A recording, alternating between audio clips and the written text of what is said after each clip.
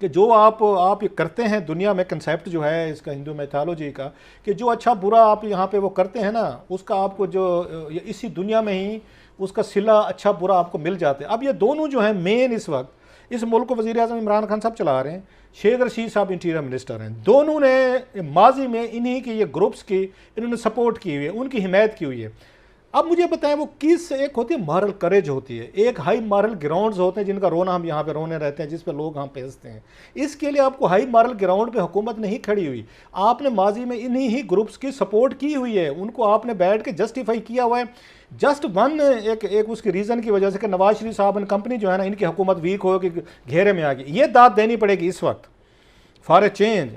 अगर despite being very critical हम दोनों के हैं कि पीपल्स पार्टी ने और नवाज शरीफ की पार्टी ने इस वक्त मौजूदा सिचुएशन से पॉलिटिकल पॉइंट स्कोरिंग की वो कोशिश नहीं की जो शेख रशीद और इमरान खान साहब ने उनके दौर में की थी, नहीं किया। इस वक्त अगर आप देखें ये मैच्योरिटी उन्होंने ज़रूर दिखाई। अब तक मेरी आंख से उनका ऐसा बयान नहीं गुजरा या जिस पे उन्होंने इंसाइट करने की कोशिश की हो या चीज़ें की हो। दूसरा ये है हमारी इस्टेब्लिशमेंट जो है माजी में जिस तरह की आपने उनके साथ डील्स की, जिस तरह पैसे बांटे गए, तो जिस तरह के आपने उनको पैम्पर किया, और वही हमें बलोच और पख्तून नेशनलिस्ट भी दावे करते थे कि भाई साहब हमारे यहाँ कोई छोटा सा नारा मारे तो वहाँ पे तो गोलियां मार दी जाती हैं। पंजाब में जनाब आप यहाँ पे पैसे बांटते हैं, यहाँ पे वो चीज़ें करते हैं। आपको याद होगा कुछ अर्सा पहले स्टेट बड़ी चीज़ होती है, आमिर साहब उसका अक्सर हवाला देते होते हैं, ये मलिक इसाक थे, आपको याद होगा, लश्कर जंगवी के, उन्होंने बहुत सारे हमारी साइड पे सराइकी इलाकों में उनको बहुत सारे लोगों के उन्होंने सेक्टेरियन 500,000 मार दिए थे, डिक्लेयर करके मारे वो भी हुआ। और फिर हमारी साइड पे बहुत सारे अहले तशीह जो हैं वो विक्टिम बने वहाँ पे, ये साउथ में सराइकी इलाकों में।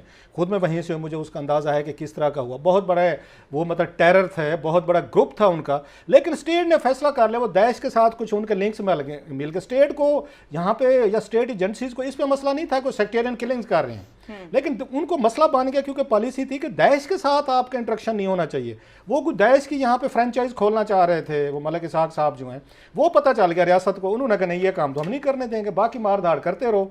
उन्होंने उनको पकड़ा बच्चों से मैसर वहाँ से रहीम यार खान से, पुलिस ने उन्होंने पकड़ा मुजफ्फरनगर के टीलू में जाके उनको गोलियां मार के वहीं दफन कर दिया। उनको, उनके दोस्तों को, उनके खानदान को ओवरनाइट जब रियासत फैसला कर लिया, खत्म, सारे फिनिश वाला काम हुआ। रियासत ने तो आज भी फैसला कर लिया। मैं बताता हूँ ना रियासत पे आता हूँ कि इन्होंने कहाँ पे आके इसमें चीज़ें की। नंबर एक। दूसरा, इस साल 2 साल पहले इन्होंने, आपको याद होगा, इसी ही इसके ये तहरीक के लोगों को ये अदालतों ने सजाएं सुनाई थी, मेरा क्या 200 साल के 300 साल उन्होंने पकड़ा। एक पुलिस अफसर ने मुझे खुद बताया, लाहौर से फ़ोन के, बड़े अच्छे ओहदे पे थे। उन्होंने कहा भाई साहब अगर आप इसी पुलिस को अथराइज कर देना कि आपने हैंडल करना, आपने टैकल करना, और ऊपर से स्टेट के जो वो बैठे हुए हैं कुछ मामे चाचे दादे नाने जो बैठ के कहते हैं नहीं जनाब कि ये हमारे अपने हैं, बच्चे हैं, हमारे काम के हैं, वो इंटरफेयर ना करें, वो तो कहते हैं SHO इनको ठीक करके रख दें। उन्होंने कहा हमने किया हुआ है, हमने इनको सजाएं दिलवाई हुई हैं, इनको पकड़ा हुआ है, इनसे माफ़ीनामे लिखवाए हुए हैं तमाम लोगों ने, उन्होंने पकड़ के रखा हुआ है।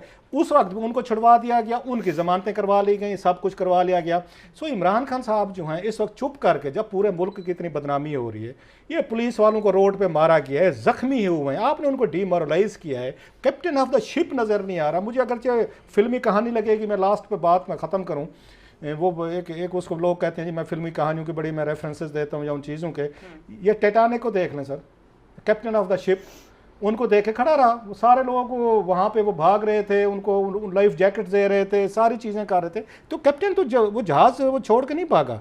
या वो जो वहाँ पे इंस्ट्रूमेंट बजा रहे थे, जो खड़ा हुआ था वहाँ पे, बैंड खड़ा हुआ था, जो बैंड उस पर ट्रैवल कर रहा था, तो खड़े रहे, उन्होंने बैंड बजाते रहे कि भाई साहब हमारी ड्यूटी है, इसमें मौत है, इसमें रिस्क है, भाई वज़ीर आज़म बनना आपका ज़िंदगी का सबसे बड़ा पहला और आखिरी मतलब शौक़ है, तो उसके साथ रिस्क भी हैं, उसके साथ थ्रेट्स भी हैं, उसके साथ जिम्मेदारियां भी हैं, अयाशियाँ भी हैं, मज़े भी हैं। मतलब मज़े तो लेने हैं आपने, वो कोई वज़ीर आज़म, मज़े सब ने लेने हैं, लेकिन उसके साथ आपको चैलेंजेस आ जाएं, उसके साथ आपको थ्रेट्स आ जाएं, उस वक्त खामोशी है, घर में छुपे के बैठे रहेंगे, कोई सामने नज़र नहीं आएगा। इस वक्त आपको वज़ीर आज़म को सामने नज़र आना चाहिए था।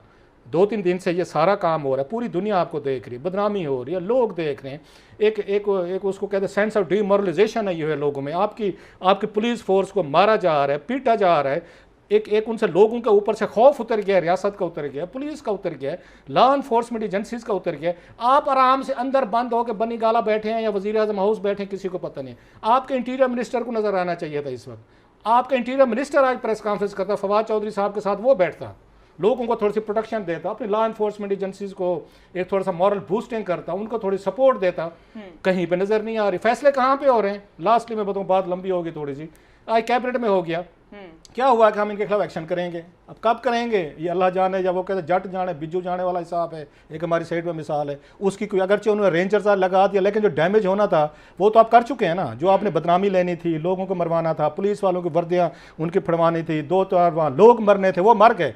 ये डिलेड एक्शन रियासत को नुकसान देते। पूरी दुनिया में भंडने के बाद पूरे इंडियंस में देख रहा था, उन्होंने इस पे आके उन्होंने ट्विटर पे चीज़ों पे उन्होंने मजाक उड़ा लिए, पूरी दुनिया ने हमारा तमाशा देख लिया। अब वो कहते हैं कि हम आपके खिलाफ एक्शन करेंगे।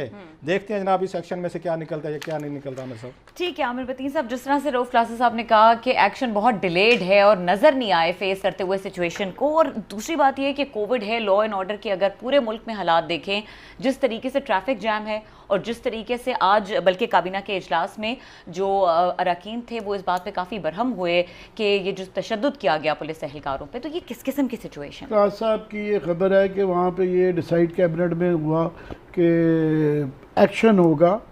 आई होप, और बड़ी मुझे उम्मीद है कि ये एक्शन होगा और फौरी होगा, क्योंकि बड़ी मुतजाद किस्म की खबरें आ रही हैं कि जी उनके साथ डील हो गई है, उनको जी छोड़ा जा रहा है जी, कभी कि जी 4th शेड्यूल में उनको पहले डाला हुआ था कि जी वो निकाल दिया जाएगा।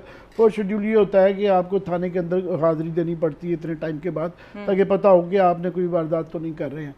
तो ये एक बहुत ही बदकिस्मती होगी अगर ये हो गया।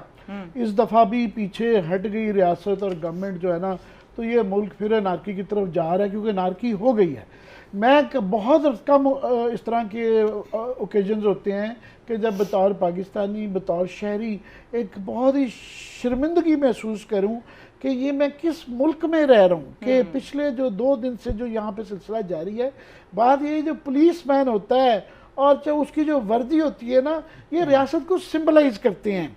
और ये बड़ी बड़ी जो जंगें होती हैं, बड़े बड़े जो लड़ी जाती हैं, वॉर ऑफ इंडिपेंडेंस, वो सिंबलिज्म के गिर्द क्या होता है? झंडा होता है। झंडा जो होता है ना फौज के अंदर, अलम गिर जाए तो बस आप जंग हार गए। बस अलम के इर्द गिर्द घूम रहा होता है, अलम वर्दी के इर्द गिर्द होता है, या आपकी टोपी के इर्द गिर्द होता है, या आपके ब्रास के इर्द गिर्द होता है। ये सिंबलिज्म होता है। ये रियासत, और रियासत मर जाए, जिस तरह उन्होंने टाइटैनिक की एग्जांपल दी या फौज की, या वो वर्दी के, ये सिंबलिज्म होता है। अगर आप सिंबलिज्म को गिरा दें तो फिर रियासत नहीं रहती।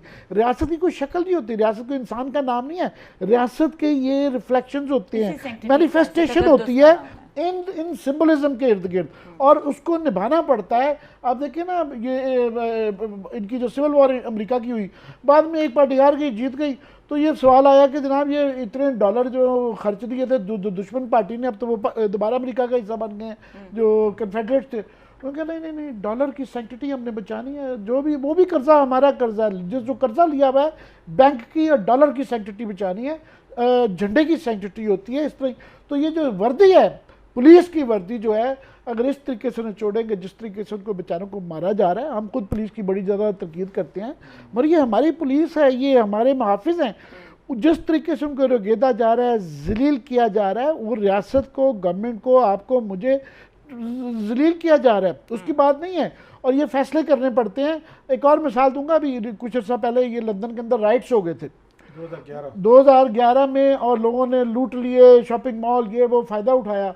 अदालतों ने और निज़ाम ने, गवर्नमेंट ने फैसला किया कि अदालतों ने कहा कि हम जब तक खुले रहेंगे 48 आवर्स 68 आवर्स एक एक की वीडियो लेके आएँ, हम जब तक एक एक आदमी को नहीं कराएंगे, क्योंकि अगर आज इनको ना रोका तो ये इनकरेज होंगे, ये दोबारा राइट्स होंगे, दोबारा ये दुकानें लूटी जाएंगी, दोबारा लोगों के ऊपर हमले होंगे। ये इसका हमें ये मैसेज देना है। सो ये मैसेज देना होता है, तो इससे बैकआउट नहीं किया, नो मैटर कोई नुकसान। जो इससे ज़्यादा क्या नुकसान होता है कि आपकी मुल्क के अंदर आपका सिस्टम सारा बैठ गया, पूरी दुनिया में आपकी बदनामी हो रही है। सही कह रहे हैं कि सारी दुनिया में आ गई, हमारे पे फैटिव पे लगती है बात, और फिर लोग कहते हैं ये न्यूक्लियर मुल्क है यार, ये इन पे क्या एतबार किया जा सकता है। वो आगे ये मज़का किस्म के इल्ज़ाम होते हैं कि यहाँ तालिबान आ जाएंगे और वो हमारे न्यूक्स उठा के ले जाएंगे। तो वो जिस तरीके से तलवारें लेके, और जिस किस्म का जो था कि लोगों को किसी को डर ही नहीं था, और वो चल रहा है, कोई वो नहीं है। तो मेरा ख्याल है कि ये इससे बिल्कुल जो कैबिनेट ने कहा है उसको करेंगे। I hope so.